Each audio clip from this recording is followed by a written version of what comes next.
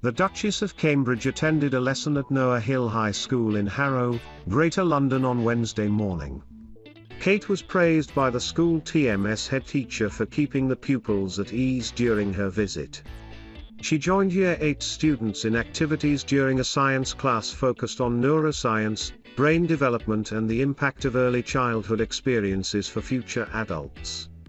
Speaking about Kate's encounter with the students, head teacher Louise Voden told People magazine, "I never thought she would do that.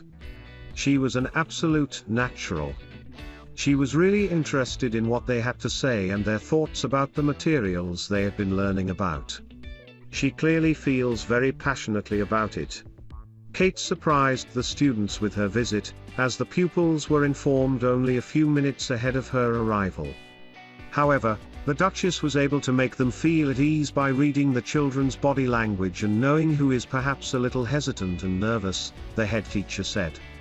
During the visit, Kate was photographed sitting down with children, asking them questions on the subject of neuroscience and taking part in their schoolwork. This praise of Kate's ability to speak to youngsters has been hailed by royal fans, with some addressing the Duchess as the children's princess. One Twitter user, Stormy Seas, wrote, "Of course the Duchess of Cambridge and future Queen is the children's princess." Another, called Royally Blunt, said, "We know. We've been saying this for a long time.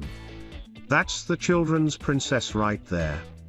Replying to this post, a third social media user, Lumac, wrote, "Maybe I'm slow, but it just occurred to me that Catherine was emulating the Queen by wearing a bright color so the children would easily be able to see her.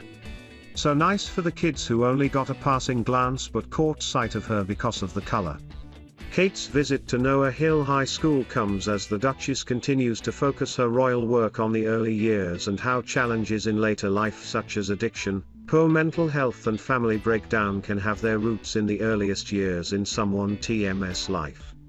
Upon bidding farewell to the students, Kate said to have been super impressed by the pupils' knowledge on the subject of brain development and their work.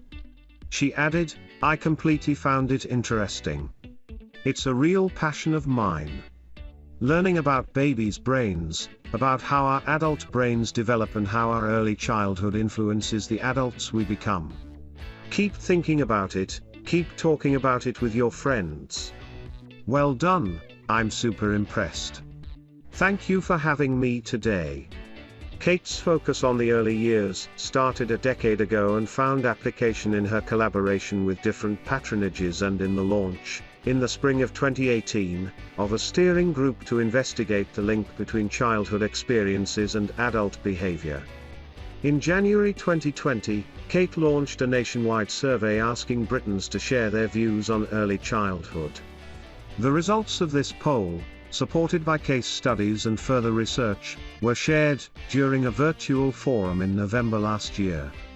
Kate's work on the early childhood culminated in the launch this spring of the Royal Foundation Centre for Early Childhood, created to drive awareness of and action on the extraordinary impact of the early years, in order to transform society for generations to come.